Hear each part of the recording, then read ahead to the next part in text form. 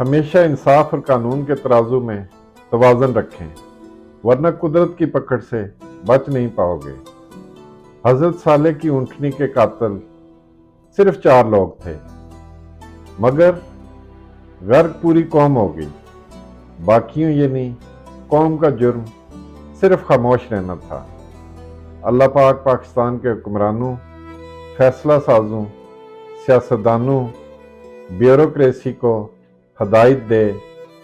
اللہ پاک ہم سب کو ہدایت کے ساتھ انصاف کے تقاضوں کو پورا کرنے اور اسلامی طور و طریقوں پر زندگی بسر کرنے کی ہمت و توفیق دے۔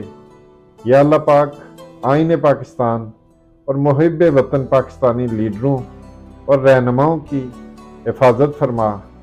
یا اللہ پاک آج جمعہ کے روز اور حضور پاک صلی اللہ علیہ وآلہ وسلم کے صدقہ اور وسیلہ سے اسرائیل اور بھارت سمیت اسلام دشمن قوتوں، اندرونی و بیرونی طاقتوں کی تمام سازشوں کو ناکام بنا دے۔ یا اللہ پاک ملک پاکستان کی حفاظت اور فلسطین اور کشمیر کے مسلمانوں کو آزادی جیسی نعمت نصیب فرما۔ آمین ثم آمین۔ شاعر مشرق علامہ محمد اقبال رحمۃ اللہ علیہ اردو شاعری میں جو بلند مقام رکھتے ہیں، شاید ہی صدیوں تک کوئی اتنا داور شاعر پیدا ہو سکے۔ انہوں نے شاعری کی صورت میں اپنے افکار و نظریات، جذبات و محسوسات کا جو سرمایہ چھوڑا ہے وہ قابل قدر ہے۔ ان کے فکر و فلک سیر کی روشنی میں قاری خیالات کے نئے افق دیکھتا ہے۔ علامہ اقبال مولانا رومی کو اپنا روحانی استاد مانتے تھے اور انہیں پیر رومی کے نام سے یاد کرتے تھے۔ علامہ اقبال کا شمار 20ویں صدی کے نامور و ممتاز شاعر اور فلاسفر کے طور پہ ہوتا ہے۔ وہ اردو اور فارسی میں بہترین شاعری کرتے تھے۔ انہوں نے اپنی شاعری سے سوئے ہوئے ذہن کو جگایا اور خودی کا فلسفہ پیش کیا۔ خودی کو کر بلند اتنا کہ ہر تقدیر سے پہلے خدا بندے سے پوچھے، بتا تیری رضا کیا ہے۔ علامہ اقبال نسل نو سے نئی تحقیق، نئی جستجو کا بھی مطالعہ کرتے ہیں۔ کائنات کی تسخیر کرنے اور قدرت کے رموز و نکات کو سمجھنے کے لیے ستاروں پر گمنڈ ڈالنے کے بھی متمنی ہوتے ہیں۔ چنانچہ خود کہتے ہیں کہ ستاروں سے آگے جہاں اور بھی ہیں، اور ابھی عشق کے امتحان اور بھی ہیں۔ ایک دفعہ کسی نے راہ تندوری کے ساتھ جو ہے وہ بدتمیزی کی، اور انہوں نے کیا جواب دیا۔ پہلے میں آپ کو بتا دوں کہ راہ تندوری اردو کے نامور شاعر، مصنف، مصور اور ہندی فلموں کے نغمہ نگار جو ہے وہ تھے۔ ان کا اصل نام جو تھا وہ تھا راحت اللہ۔ وہ اردو ادب کے پروفیسر بھی رہے۔ انہوں نے کئی ٹی وی شو بھی کیے۔ انہوں نے شاعری بڑے خوب انداز میں جو ہے وہ کی، بلکہ ایک جگہ وہ لکھتے ہیں کہ 2 گز صحیح مگر یہ ملکیت تو ہے، اے موت تو نے مجھے زمیندار بنا دیا۔ ایک مرتبہ مشاعرہ میں کسی نے راہ تندوری سے جو ہے وہ ان کے ساتھ بدتمیزی کی۔ جواباً راہ تندوری صاحب نے یہ کہا، اس کو مخاطب کرتے ہوئے یہ کہا کہ یاد رکھو میں 40 سال لگا کر اس مقام پر پہنچا ہوں جہاں سے میں غزل سنا رہا ہوں، اور تمہارے مقام پر آنے کے لیے مجھے صرف 1 منٹ لگے گا۔ میں اپنا سفر ضائع نہیں کر سکتا۔ گفتگو ہی بتاتی ہے کہ تربیت ہوئی ہے یا فرق جو ہے وہ پالا گیا ہے۔ اگر خواہش اور حاصل کا فرق مٹ جائے تو سکون مل جاتا ہے۔ انسان کو جو پسند ہے اس سے حاصل کر لے، یا پھر جو موجود ہے اسی پر قناعت کرے تو سکون ہی سکون ہے۔ یا اللہ پاک جو زندگی گزر گئی اس پر ہم تیرا شکر ادا کرتے ہیں، اور جو زندگی باقی ہے یا اللہ پاک اس پر تیری رحمت اور غائبی مدد کے طلبگار ہیں۔ اے رب کائنات، ہمیں اپنی رحمت اور مغفرت سے فیضیاب فرما، آمین ثم آمین۔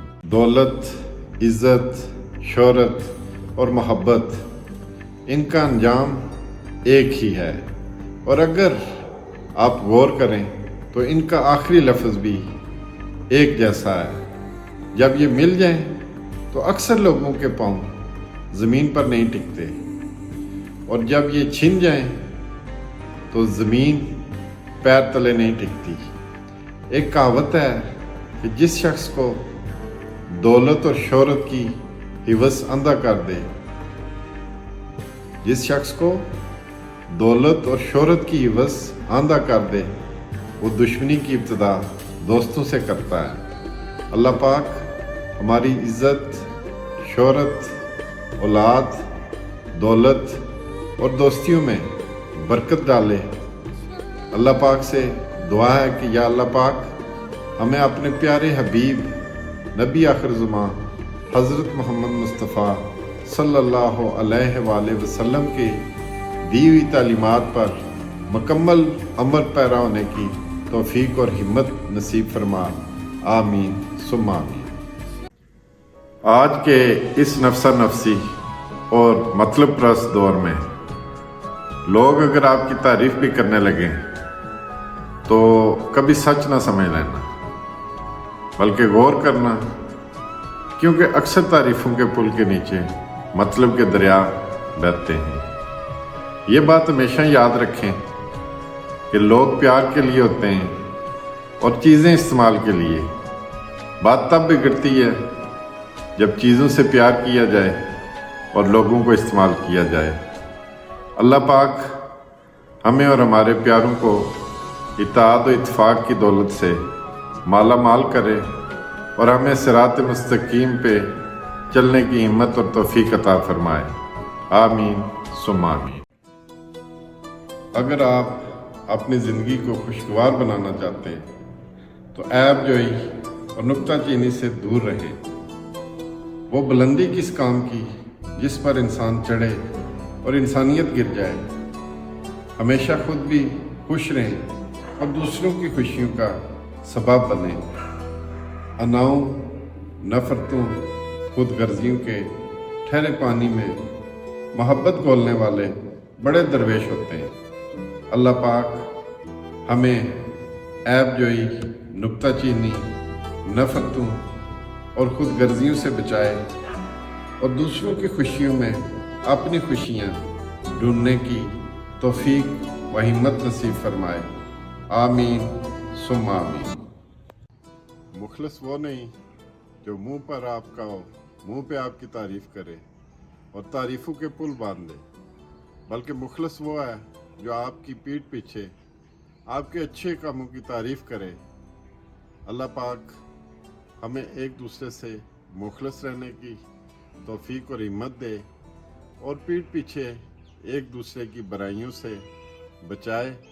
اللہ پاک ہمیں سیدھے راستے پر اور نیک عمل کرنے کی توفیق اور ہمت دے، آمین ثم آمین۔ لوگ کیچڑ سے بچ کر چلتے ہیں تاکہ کپڑے خراب نہ ہو جائیں، اور کیچڑ کو یہ گھمنڈ ہونے لگتا ہے کہ لوگ اس سے ڈرتے ہیں۔